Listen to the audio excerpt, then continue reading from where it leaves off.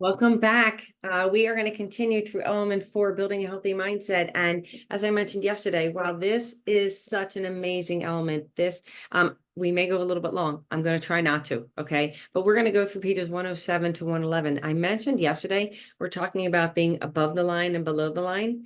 And then two other things we're going to introduce is the drama triangle and the empowerment triangle. So on page 107, this is where Dr. A begins to discuss that whole concept of being above the line and below the line. So above the line is when you're open, you're curious, and you have a growth mindset, okay? Below the line is when you're closed, defensive, you want to be right, all right? If you found the questions that we did yesterday, remember them, those 7 questions, okay? If you found that you answered anything other than number 4, you're probably not taking as much responsibility as you could.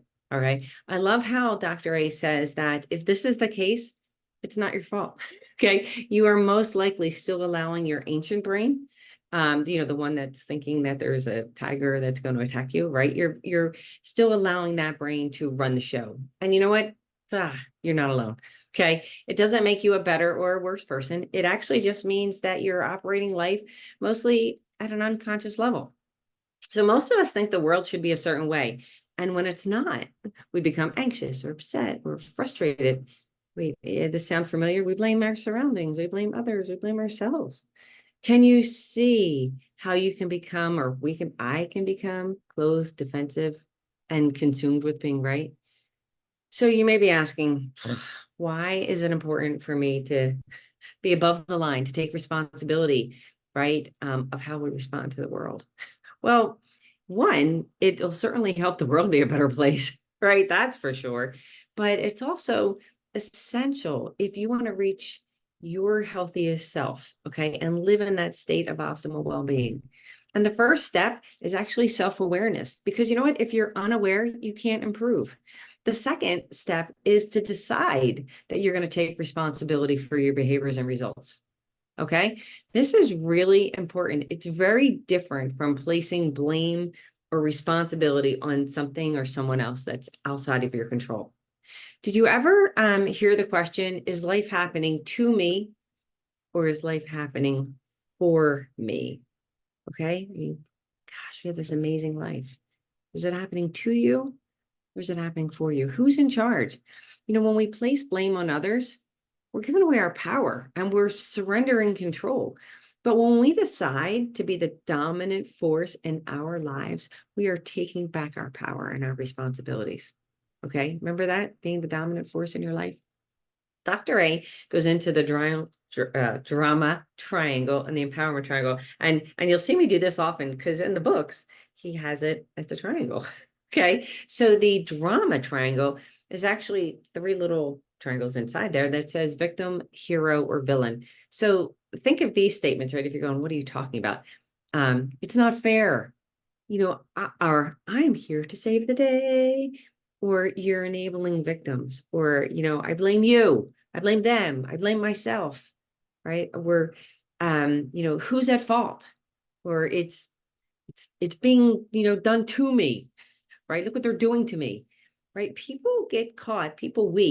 get caught in this triangle because something that happens or goes wrong. And, we're actually maybe a little fearful about that we're going to look bad, or maybe we're going to get in trouble, or, have our ego damaged, right? And how amazing is it that you can switch roles, right? From being the victim, the hero, to villain. You can just kind of go round and round in that little drama triangle.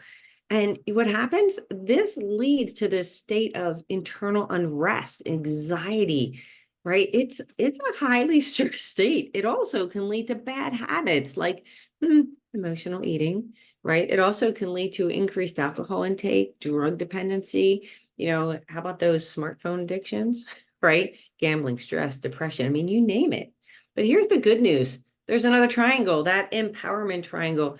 And here's how this can help. When you find yourself drifting below the line, right? That's the above the line and below the line. When you find yourself drifting below the line into that drama triangle,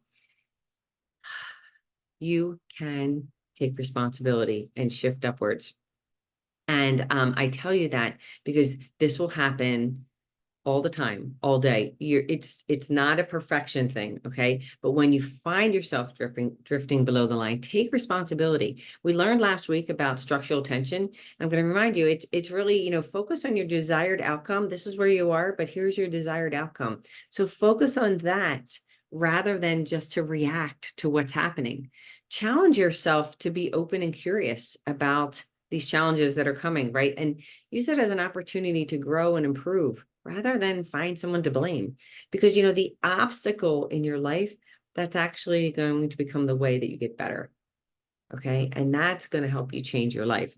So the empowerment triangle, right? When we talk about above the line, the empowerment triangle, that's actually the creator, coach, and challenger.